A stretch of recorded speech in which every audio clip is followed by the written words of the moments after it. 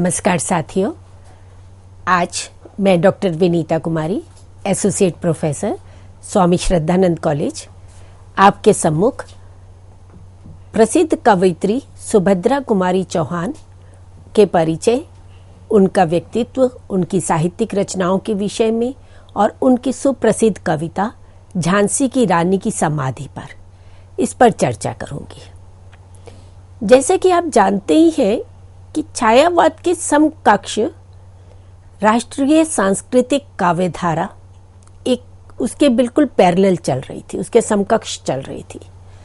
और इस काव्यधारा में माखनलाल चतुर्वेदी, रामनरेश त्रिपाठी, बालकृष्ण शर्मा नवीन, सुभद्रा कुमारी चौहान आदि कवि आए, जिन्होंने स्वतंत्रता से पूर्व देश की आज़ादी के लिए एक नवीन चेतना जागृत करने का प्रयास किया। और सुभद्रा कुमारी चौहान 1904 में उनका जन्म हुआ इलाहाबाद में। इलाहाबाद के पास ही एक निहाली गांव है, वहां पर उनका जन्म हुआ था।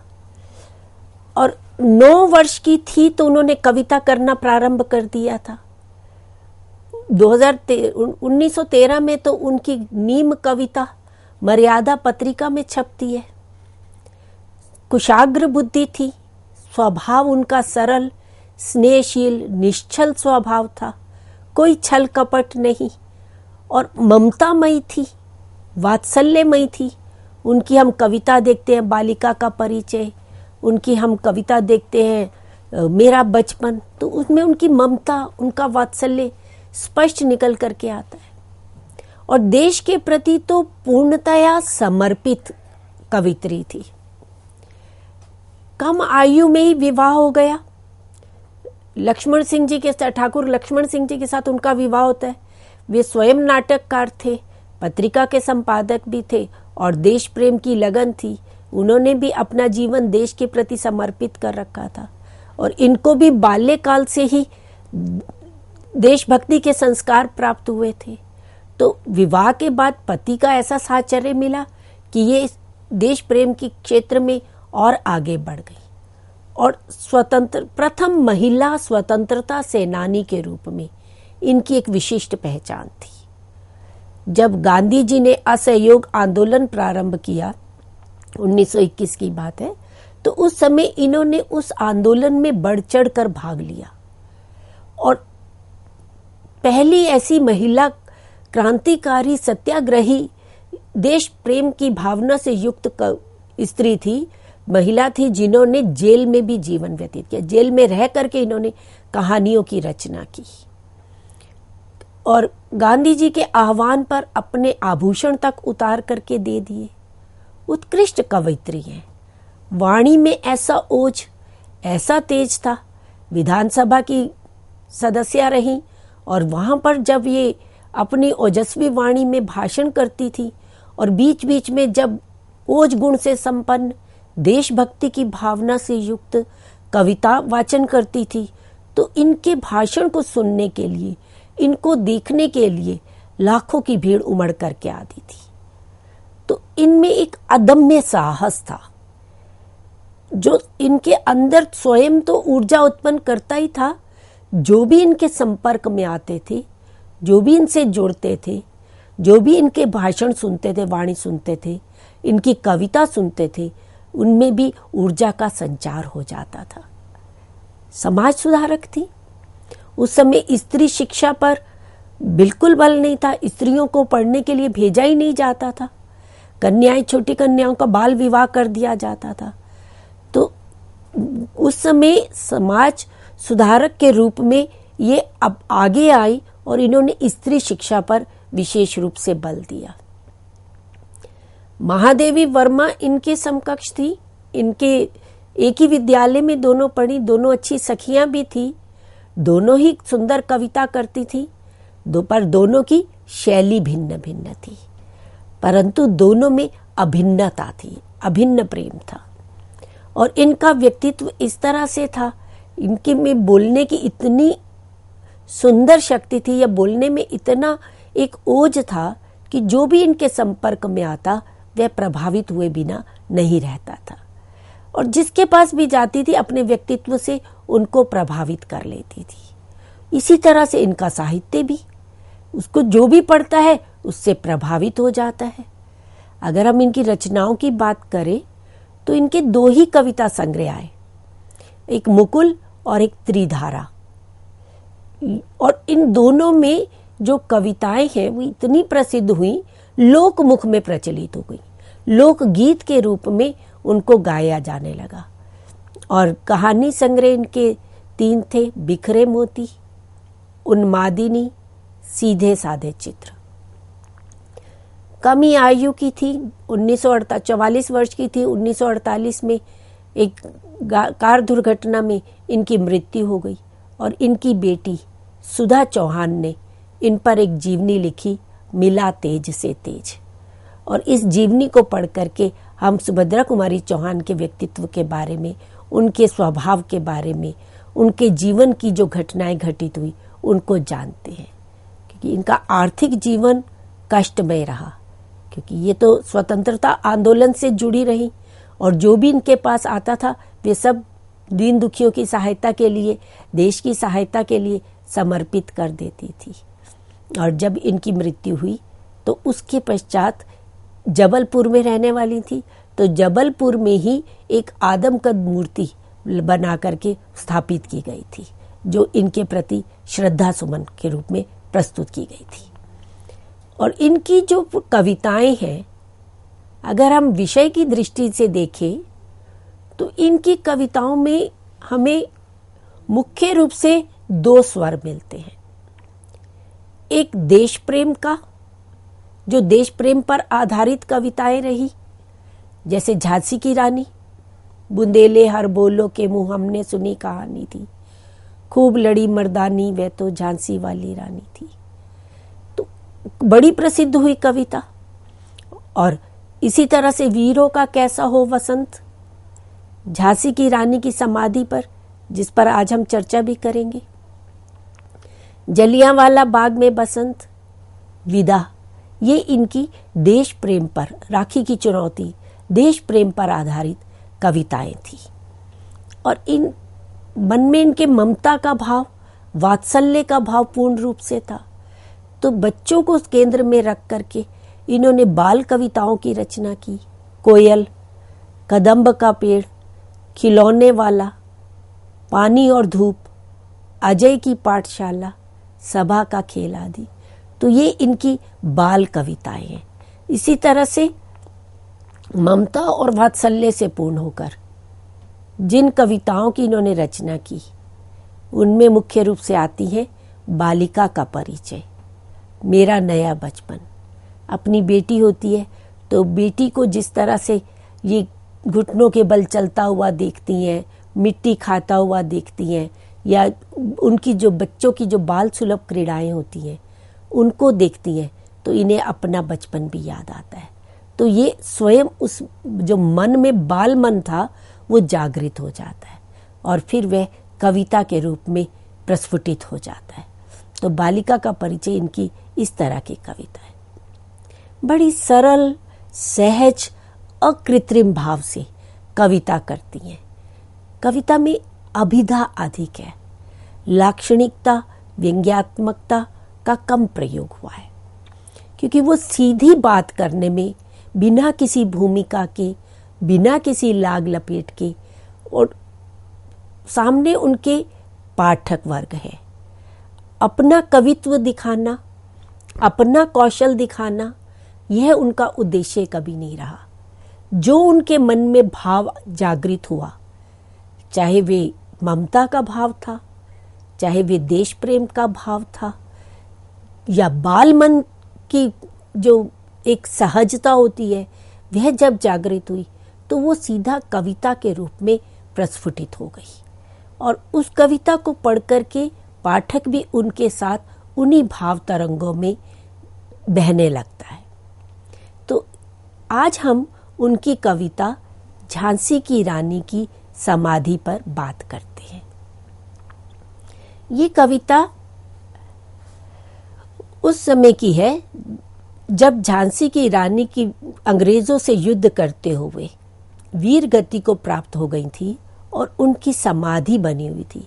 और उनकी समाधि के प्रति श्रद्धा सुमन अर्पित करने के लिए, उनके प्रति एक आदर सम्मान प्रकट करने के लिए वह ये कविता लिखती है। कविता की पंक्तियां हैं, इस समाधि में छिपी हुई है एक राख की ढेरी, जलकर जिसने स्वतंत्रता की दिव्य आरती फेरी। यह समाधि, यह लघु समाधि है झांसी की रानी की, अंतिम लीला स्थली यही है लक्ष्मी मर्दानी की। कि झांसी की रानी लक्ष्मीबाई, उनकी जो समाधि, जिनके प्रति ये सब आदर का भाव प्रकट कर रही हैं, श्रद्धा सुमन कविता के रूप में प्रस्तुत कर रही हैं, वे उसके अंदर एक राख की ढेर छिपी हुई है। और वे राख की ढेर किस रूप में है? एक प्रतीक के रूप में है। जलकर जिसने स्वतंत्रता की दिव्य आरती फेरी। जैसे हम आरती करते हैं, आरती में हम दिया जलाते हैं, कपूर जलाते हैं और उससे वातावरण पवित्र होता है, तो हम अपने मन के भावों को उस आरती के रूप में प्रस्तुत करते हैं। परंतु ये आरती दिव्य आरती है, अलौकिक आरती है।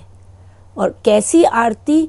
जिसमें लक्ष्मीबाई ने स्वयं जल करके स्वतंत्रता की देवी की आरती करने के लिए स्वयं को आहूत कर दिया, स्वयं को जला दिया। तो ये ऐसी दिव्य आरती है। कोई बड़ी विशाल भव्य समाधि नहीं बनी हुई, लघु समाधि है, छोटी सी समाधि है झांसी की रानी की। परंतु यही समाधि उनकी अंतिम लीला स्थली है, उनकी अंतिम क्रीड़ा स्थली है। किसकी? महारानी लक्ष्मीबाई की, जो कैसी थी? मर्दानी शब्द आया यहाँ। मर्दानी स्त्री होते हुए भी जो पुरुषों के समकक्ष थी, पुरुषों के समान, जिन्होंने अपना पराक्रम दिखाया, अपनी शक्ति, अपना ओज दिखाया। तो ऐसी जो पुरुषों के समान लड़ते हुए पराक्रम से अंग्रेजों का सामना करते हुए वीर गति को प्राप्त हुई, उसी झांसी की रानी की ये अंतिम क्रीड़ा स्थली है, अंतिम लीला स्थली है।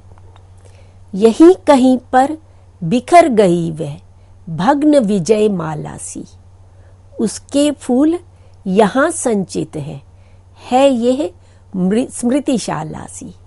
सहे वार पर वार अंत तक लड़ी वीर बाला सी, आहुति सी गिर चढ़ी चिता पर चमक उठी ज्वाला सी।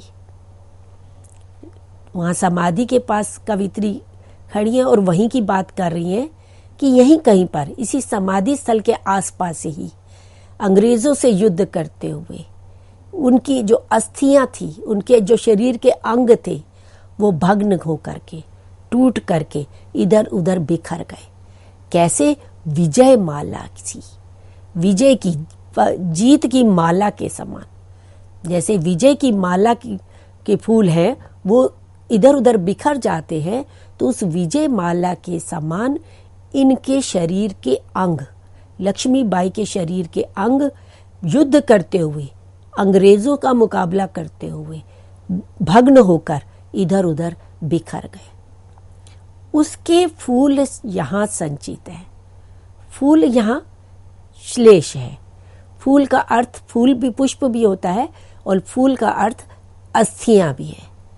कि उन लक्ष्मीबाई के जो शरीर, जहाँ पर जब उनको अग्नि में प्रज्वलित किया गया, तो जो उनकी अस्थियां थी, फूल थे, वो यहीं इकट्ठे किए गए, यहाँ उनको संचित किया गया है। ये है स्मृतिशाला सी, और ये उनकी स्मृति का साक्षात चिन्ह है।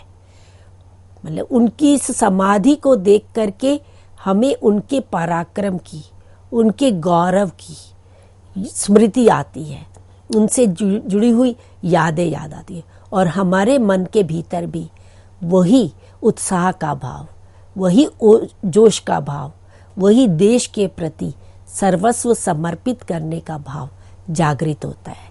तो है ये स्मृतिशाला सी। किस तरह से वो वीर गति को प्राप्त हुई, उसका वर्णन, बड़ा सजीव वर्णन सुभद्रा कुमारी करती हैं।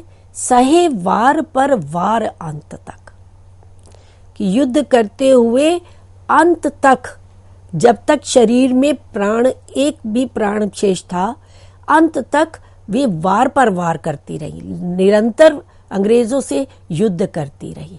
लड़ी वीर बाला सी, वीर बाला के समान वे आगे बढ़कर के पराक्रम पूर्वक युद्ध करती रही। आहुति सी गिर पड़ी चिता पर, चमक उठी ज्वाला सी। जैसे यज्ञ करते हैं, यज्ञ में आहुति दी जाती है, तो यहाँ स्वतंत्रता देवी की को प्रसन्न करने के लिए, मातृभूमि के लिए जो यज्ञ किया जा रहा है, उस यज्ञ की वेदी में स्वयं अपने प्राणों को आहुति के समान दे दिया। अपने प्राण न्योछावर कर दिए, किसकी तरह? आहुति सी। जब यज्ञ में आहुति दी जाती है तो उस आहुति से अग्नि में से चिंगारियां उठती हैं, चमक उठती है। तो यहां जब वो चिता पर चढ़ी तो उसमें से जो ज्वाला सी चमक करके निकली, उसमें से जो आग की चिंगारियां उठी, वह देखने वाले के मन को, प्रत्येक देशवासी के हृदय को अंदर तक, भीतर तक प्रभावित कर गई। तो एक आहुति के समान वे चिता पर चढ़कर गिरी, उस अग्निकुंड में, उस जो यज्ञ की वेदी में गिरी, और ज्वाला के समान चमक उठी। और उनकी वह चमक पूरे इस परिवेश में, पूरे देश में वे चमक उठी। उससे पूरा देश कहीं प्रभावित हुआ। बढ़ जाता है मान वीर का रण में बलि होने से, मूल्यवती होती सोने की भस्म यथा सोने से। रानी से भी अधिक हमें अब यह समाधि है प्यारी, यहाँ निहित है स्वतंत्रता की आशा की चिंगारी। अब यहाँ कवित्री जो है सुभद्रा कुमारी जी, वो वीरता का महत्व बता रही है कि वीरता की जो असली पहचान है वे युद्ध भूमि में होती है। कि युद्ध में जाकर के जब कोई वीरगत अपना युद्ध करता है, उत्साह दिखाता है, अपना पराक्रम दिखाता है, वह तो महत्वपूर्ण है ही, पर उसका सम्मान और भी अधिक बढ़ जाता है जब वे देश के प्रति सम्मान रखते हुए, देश के प्रति आदर का भाव रखते हुए और अपने प्राणों को न्योछावर कर देता है। युद्ध करते हुए देश के लिए जब वो बलिहारी हो जाता है, तब उसका सम्मान और भी अधिक बढ़ जाता है। तो बढ़ जाता है मान वीर का, वीर का जो सम्मान है वे और अधिक बढ़ जाता है। कब? रण में बलि होने से। रण युद्ध में, युद्ध भूमि में देश की रक्षा के लिए जब वे अपने प्राणों की बलिदान दे देता है, प्राणों की बलि दे देता है, तो उसका सम्मान और अधिक बढ़ जाता है। इसके लिए फिर एक दृष्टांत देती हैं। किस तरह से? जैसे सोने की भस्म सोने से भी अधिक मूल्यवती होती है, अधिक मूल्यवान होती है। सोने को आग में जितना जलाया जाता है, तपाया जाता है, सोना उतना शुद्ध होकर के निकलता है और उसकी भस्म जो है वो अधिक मूल्यवान होती है। तो इसी तरह से वीर का पराक्रम तो महत्वपूर्ण है ही, पर वीर का वीर गति को प्राप्त होना, उसकी शहादत जो है वो और भी अधिक सम्मान के योग्य हो जाती है, क्योंकि उससे लाखों लोगों को प्रेरणा मिलती है, पूरे देश को एक प्रेरणा की प्राप्ति होती है। तो रानी से भी अधिक हमें अब यह समाधि है प्यारी, कि रानी से भी अधिक, रानी से भी हमें प्रेम था, महारानी लक्ष्मीबाई से भी हमें प्रेम था। वे चली गई हैं, इस शरीर का त्याग कर दिया है, अपने प्राणों को न्योछावर कर दिया है, पर उनकी ये जो समाधि है यह हमें और भी अधिक प्यारी लगती है। क्यों? क्योंकि ये समाधि, जो भी इस समाधि के पास आता है उसको प्रेरणा देती है। लाखों लोग इस समाधि से प्रेरित होकर देश की स्वतंत्रता के लिए, देश को आजाद कराने के लिए आगे आ रहे हैं, कितने युवक युवतियां इस समाधि से प्रेरणा प्राप्त कर रहे हैं। तो ये समाधि और भी अधिक हमें है प्यारी। यहाँ निहित है स्वतंत्रता की आशा की चिंगारी। निहित मतलब छिपी हुई, रखी हुई, कि इसी समाधि में ही हमारी आशाएं छुपी हुई हैं कि हमारा देश स्वतंत्र होगा, गुलामी की जंजीरों से हम मुक्त होंगे, हम स्वतंत्रता की सांस लेंगे। तो ये जो आशा की चिंगारी है वे इसी समाधि में ही निहित है, छुपी हुई है। तो इस समाधि को देख करके लाखों युवक युवतियों को प्रेरणा प्राप्त होती है। तो इसलिए ये समाधि हमें और भी अधिक प्रिय है। इससे भी सुंदर समाधियां हम जग में है पाते, उनकी गाथा पर निशीथ में क्षुद्र जंतु ही गाते। पर कवियों की अमर गिरा में इसकी अमिट कहानी स्नेह और श्रद्धा से गाती है वीरों की बानी। कि ऐसा नहीं है कि हमारे देश में केवल यही एक समाधि बनी है। पहले ही पद्य में उन्होंने कहा था कि लघु समाधि, एक छोटी सी समाधि है, कोई विशाल नहीं है, कोई सजाई हुई नहीं है, कोई भव्य नहीं है। और इससे भी कहीं अधिक सुंदर समाधियां हम संसार में पाते हैं। संसार में कितने ही लोग मृत्यु को प्राप्त हुए, उनकी समाधियां बनी हुई हैं, इनसे भी सुंदर सुंदर बनी हुई हैं। पर उन समाधियों की स्थिति कैसी है? उनकी गाथा पर निशीथ में, निशीथ मतलब रात में, क्षुद्र जंतु ही गाते। जो क्षुद्र जंतु है, जो रात को विचरण करते हैं, वे जंतु छिपकली है, झिंगुर है, जुगनू है, रात को विचरण करने वाले जो जीव जंतु हैं, वो उनकी रात में ही केवल उनकी गाथा गाते। उनकी जो आवाज है वही लगता है कि वो कुछ उनका गीत गा रहे हैं। पर कवियों की अमर गिरा में इसकी अमिट कहानी। पर महारानी लक्ष्मीबाई की जो कहानी, कैसी कहानी? अमिट, कभी ना मिटने वाली। जिस तरह से उन्होंने देश के लिए अपने प्राणपण से, पराक्रम से युद्ध किया था, वे जो अमिट कहानी है, वे कवियों की वाणी में पहुंचकर कवियों ने उसे कविता के रूप में प्रस्तुत करके अमर बना दिया है। स्नेह और श्रद्धा से गाती है वीरों की बानी। कि वीरों की जो वाणी है वह स्नेह और श्रद्धा से गाई जाती है। हम देखते हैं हमारे इतिहास में इतने वीर हुए जिन्होंने अपने प्राण न्यौछावर कर दिए देश को आजाद कराने के लिए, और उनकी वीरता का गुणगान कवियों ने गाया। आदिकालीन पूरा राजस्व काव्य हम देखते हैं। भूषण को देखते हैं जिन्होंने महाराणा प्रताप शिवाजी की वीरता के गुण गाए। इसी तरह से अनेक कवियों ने शहीद भगत सिंह की वीरता के गुणगान किया। तो जिन्होंने देश के लिए अपने प्राण न्यौछावर कर दिए, उनके प्रति श्रद्धा का भाव प्रकट करते हुए, उनके प्रति अपने मन के भावों को नमन भाव से स्नेह और श्रद्धा के साथ कवियों की वाणी प्रस्तुत करती है। और उन शहीदों को, उन वीरों को, उन कवियों की वाणी अमरता प्रदान करती है, अमर बना देती है। बुंदेले हर बोलों के मुख हमने सुनी कहानी, खूब लड़ी मर्दानी वह तो झांसी वाली रानी। यह समाधि, यह चिर समाधि है झांसी की रानी की, अंतिम लीला स्थली यही है लक्ष्मी मर्दानी की। कि बुंदेलखंड के जो हरबोले लोक गायक थे, उनके मुख से हमने ये लक्ष्मीबाई की वीरता की कहानी सुनी थी। वे बड़े उत्साह से, बड़े जोश से गाया करते थे कि खूब लड़ी मर्दानी, कि पुरुषों की तरह पराक्रम से लड़ने वाली वह झांसी की रानी। उनकी वीरता के गीत हमने स्वयं हरबोलों के मुख से सुने हैं। और ये समाधि कैसी समाधि? चिर समाधि है, झांसी की रानी की समाधि है। ये उनकी अंतिम क्रीड़ा स्थली है जिसने बड़ी साहस से, बड़े पराक्रम से अंग्रेजों के छक्के छुड़ा दिए। एक हाथ में तलवार, एक हाथ में भाला, पीठ पर अपने संतान को लिए हुए, तो अपने कर्तव्य को भी नहीं भूल रही है, अपने ममता के भाव को भी नहीं भूल रही है, और देश प्रेम की भावना भी है, और पूरे उत्साह के साथ एक पुरुष के समकक्ष युद्ध करते हुए वीर गति को प्राप्त हो गई।